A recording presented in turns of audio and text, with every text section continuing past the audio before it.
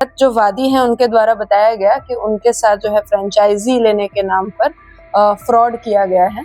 44 लाख रुपए का ठगी के बारे में सूचित किया गया।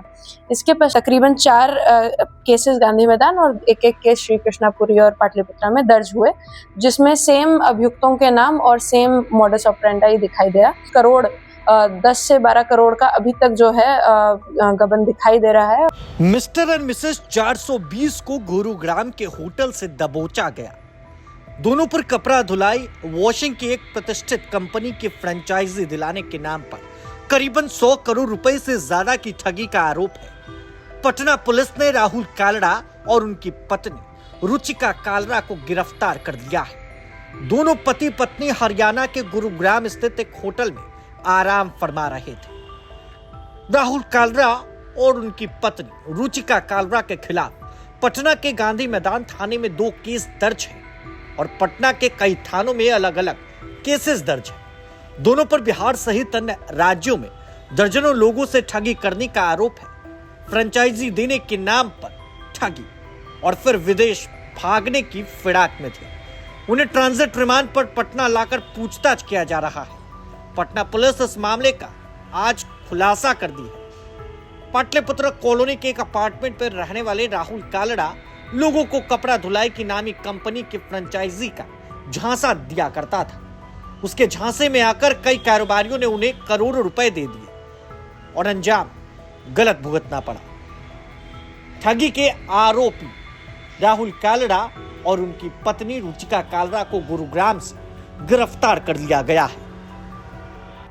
जी, गांधी मैदान थाना में एक कांड दर्ज हुआ था 780/25, जो कि 31 दिसंबर को दर्ज हुआ था, जिसके अंतर्गत जो वादी हैं उनके द्वारा बताया गया कि उनके साथ जो है फ्रेंचाइजी लेने के नाम पर फ्रॉड किया गया है। इसमें उनके द्वारा 3 लोगों को नामजद किया गया और 44 लाख रुपए का ठगी के बारे में सूचित किया गया। इसके पश्चात जो है अन्य थानों में भी, जैसे एसके पुरी, पाटलिपुत्रा एवं गांधी मैदान में ही तकरीबन 4 केसेस गांधी मैदान और एक केस श्री कृष्णापुरी और पाटलिपुत्रा में दर्ज हुए, जिसमें सेम अभियुक्तों के नाम और सेम मॉडस ऑपरेंडाई दिखाई दिया। तो जो कांड थे उनमें जॉइंट तरीके से उनका इन्वेस्टिगेशन किया गया। एसआईटी भी गठित की गई। एसडीपीओ, एसएचओ और उनके अंडर जो आईओ थे उनके साथ।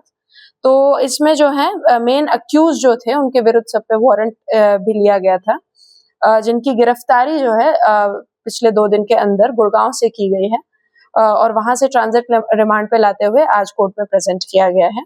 जो मुख्य अभियुक्त हैं राहुल कालरा और उनकी पत्नी रुचिका कालरा, उनके विरुद्ध जो है ये अभी गिरफ्तारी की गई है और बाकी के अभियुक्तों के विरुद्ध कार्रवाई जारी है। इस केस में जो है तकरीबन कुछ करोड़ 10 से 12 करोड़ का अभी तक जो है गबन दिखाई दे रहा है और इसके अलावा जो है तहकीकात लगातार की जा रही है कि और कितना इसमें जो है ठगी या फ्रॉड किया गया है। जैसा कि लोगों को जानकारी मिल रही है तो और भी कुछ केसेस जो हैं पुराने सामने आए हैं, जिसमें बैंगलोर का भी एक केस है जिसमें इस तरह की कांड हुआ है और जो है गांधी मैदान में 2 केस और भी आज दर्ज हुए हैं। कैसे ठगी फ्रॉड भी करते हैं?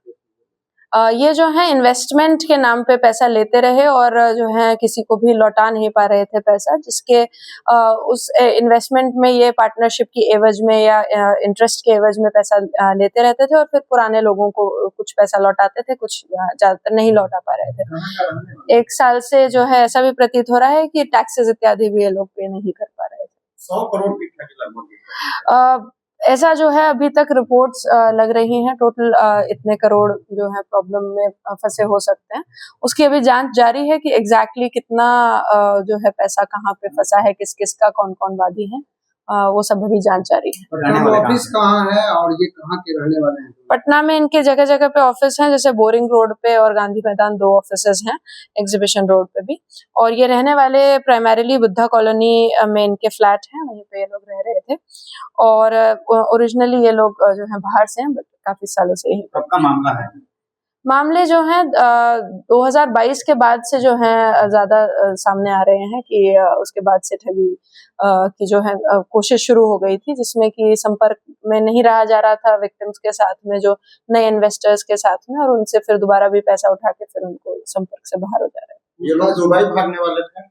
ऐसा सामने आया है कि प्लानिंग हो सकती थी कि ये यहाँ से निकलने के प्रयास में थे, तो लेकिन उसी से पहले जो है इंटरवीन करके इनको गिरफ्तार किया गया। मैम, जो ऑफिस था वो क्या काम करते थे, किस तरीके से फ्रॉडगिरी करते थे? ये जो है अपने डिफरेंट पार्टनर्स के साथ मिलजुल के जो नए लोगों से को इंटरेस्ट लेते थे, उनसे पैसा उठा लेते थे, उसको कहीं ना कहीं इन्वेस्ट करने के नाम पे या फिर उनको फ्रेंचाइजी देने के नाम पे या उनकी शॉप खुलवा के उनको पैसा देने के नाम पे जो है मेनली फ्रॉड हो रहा था। इसमें कुछ पहले के जो इनका सेटअप था वो काम भी कर रहा था, इसलिए लोग भरोसा भी कर रहे थे, लेकिन जिस तरीके से आगे कार्रवाई की गई है उसमें स्पष्ट हुआ है कि ये फ्रॉड करने की पूरी कोशिश थी। और पासपोर्ट वगैरह भी इनके पास जी, इनके जो है पर्सनल बिलोंगिंग्स जो इनके बॉडी पे मिले हैं वो सब जब्त किया गया है। इसके अतिरिक्त जो है कार्रवाई अभी जारी है।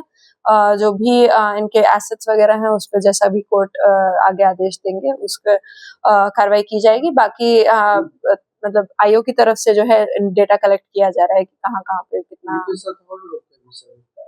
जिन-जिन की संलिप्तता है। कुछ लोग करीब तकरीबन 11 लोग टोटल अभी तक अभियुक्तों की सूची में शामिल हुए हैं। उन पे सब पे जांच अभी जारी है। प्रभातखबर.com, विश्वास वही, रफ्तार नहीं।